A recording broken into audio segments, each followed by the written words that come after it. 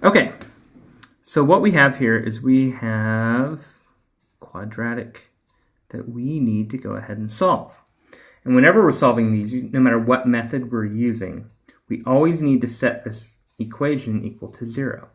So what it means is we need to move this 7 to the other side. So I'm going to go ahead and do that. I'm going to subtract 7 from both sides of the equation.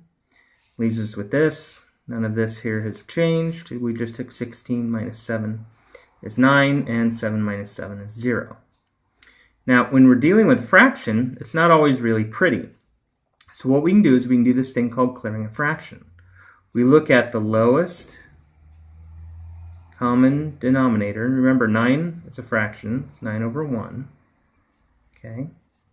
So what's the lowest common denominator here? It's a 2. They all have a 2 in common. So I'm going to multiply both sides of the equation by 2. Okay. So I'm going to multiply this side by 2 and this side by 2. And remember, when I multiply this side by 2, it's everything by 2. So if I take 2 times negative 1/2, we've got negative 1. Don't forget the x squared. 2 times 7/2, 7, right? Because the 2's are just canceling out. And you can figure it out, too, if you want to the long way. You go 2 times negative 1 is negative 2. Negative 2 divided by 2, negative 1. 2 times 7, 14. 14 divided by 2, 7. Okay, 2 times 9, 18.